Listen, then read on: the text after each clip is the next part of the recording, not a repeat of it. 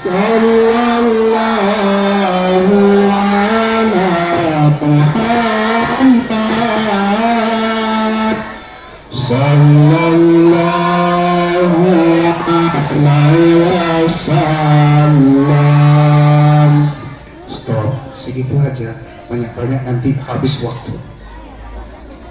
Baiklah, anak-anak Bapak yang Bapak sayangi dan Bapak banggakan, kita di pagi hari ini alhamdulillahirabbil alamin sudah selesai melaksanakan salat duha berjamaah sebanyak 4 rakaat, dan semoga salat kita, doa kita diterima ijabah Allah Subhanahu wa taala. Semoga anak Bapak semuanya adalah anak yang saleh dan salehah, amin. Anak yang baik, anak yang pintar, anak yang berprestasi, amin.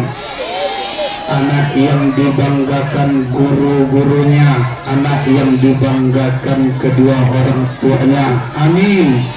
Amin ya rabbal alamin. Sedikit yang ingin Bapak sampaikan pada kesempatan ini terkait dengan menghafal Al-Quran. Sedikit saja. Coba angkat tangan di sini yang sudah hafal surat An-Naba. Alhamdulillah sudah banyak. Yang hafal surat An-Nazi'at, bisa dites. Yang sudah hafal surat Abasa, sekitar 4-7 orang. Alhamdulillah. Itu di juz 30 ya, surat An-Naba, An-Nazi'at, Abasa dan seterusnya. Mudah-mudahan anak-anak Bapak yang sudah hafal lanjutkan hafalannya, dan kemudian kalau sudah nanti hafal 30 juz 30 diangsur nanti untuk juz berikutnya, entah itu nanti dari surah Al-Baqarah sampai nanti, dan semoga nanti anak-anak Bapak menjadi penghafal Al-Quran, hafiz dan hafizah, amin ya rabbal alamin. Ada 3 kriteria orang penghafal Al-Quran. Ada berapa? Ada berapa? Tapi sebelum Bapak kasih tahu, Bapak tanya dulu. Angkat tangan yang tadi pagi sholat subuh. Alhamdulillah semuanya. Ada juga yang tak sholat subuh. Allahu Akbar. Turun tangannya. Turun tangannya. Dengarkan pertanyaannya. Kalau kamu bohong, nanti kalau kamu puasa, kamu bohong, itu pahala puasamu tak ada, habis. Puasanya tidak batal, tapi pahalanya habis. Karena apa? Karena bohong. Angkat tangan yang sholatnya di musola ataupun masjid subuh tadi. Gak ada. Jangan bohong. Di musola masjid. Alhamdulillah. Sedikit sekali turun tangannya. Ya, Bapak ngetes aja siapa sih yang rajin ke masjid. Memangnya kan ayah pergi, ibu juga pergi ke masjid, ikutlah. Kok sholatnya di rumah? Atau kalau memang jauh rumahnya dari masjid, dari musola, ibu juga tak pergi, ayah juga tak pergi, kakak juga tak pergi, abang juga pergi, ya dimaklumi. Tapi kalau ibu pergi, ikutlah sama ibu yang putri. Ayah pergi, yang putra ikut sama ayah. Ayah pergi enggak? Pantas lah, ayah juga tak pergi. Allahu Akbar. Baik, ya, Bapak juga ada satu lagu nih ya, bukan cuma Cik Ipan kemarin yang bisa ngarang lagu, Bapak juga coba ngarang lagu. Mau dengar? Enak tak enak nggak masalah, yang jelas bikin lagu ya gitu.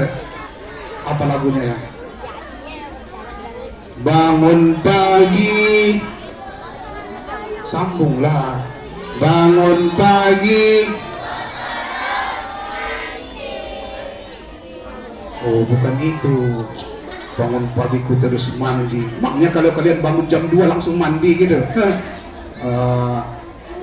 Bangun pagi ku terus salat, tidak lupa mengambil wudhu. Habis salat ku baca Quran.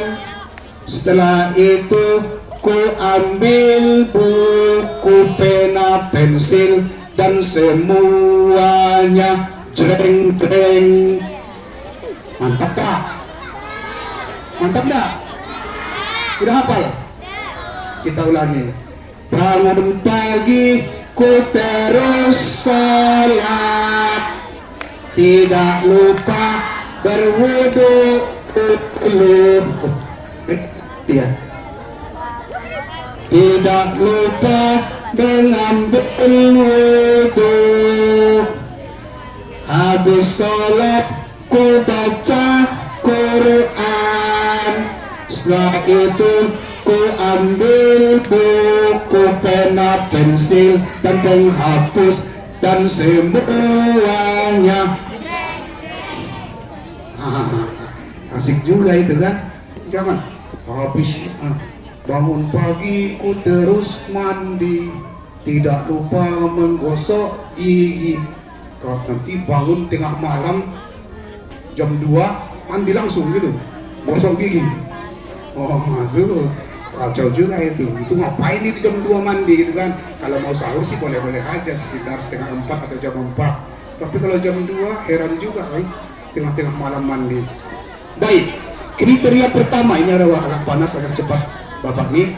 Kriteria yang pertama orang penghafal Al-Quran adalah wa minhum zolimun nafsi. Orang yang membaca Al-Quran tapi dia menzolimi dirinya sendiri.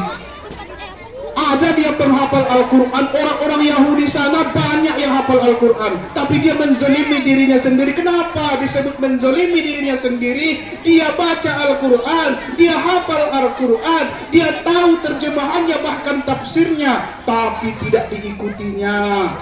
Aqimus shalah wa atuz zakah, dirikan kamulah salat dan bayar zakah, itu di Al-Quran. Hafal kita, tapi kita tak mau salat, tak mau bayar zakat. Itu termasuk zolim kita terhadap diri kita sendiri, padahal kita hafal itu ayat Al-Quran. Pendek saja, itu satu contoh ayat saja. Kemudian ciri yang kedua wa minhum muqtasid. Apa itu maksudnya? Ini di Al-Quran. Orang hafal Al-Quran tapi masih untuk dirinya sendiri. Salah satunya, kenapa kamu hafal Al-Quran? Kenapa kamu berusaha untuk menghafal Al-Quran? Supaya saya bisa tanding. Untuk tanding rupanya. Ini niatnya tak betul. Kenapa kamu baca Al-Quran? Kenapa kamu menghafal Al-Quran? Supaya hebat dilihat orang. Supaya hebat dilihat orang. Jangan, ini niat yang salah. Ya. Jadi menghafal Al-Quran jangan supaya untuk ikut tanding, supaya hebat didengar orang. Kenapa kamu membacanya seperti irama kurdi? Supaya enak didengar. Itu juga belum lurus niatnya. A'udzu billahi minasy syaithanir rajim.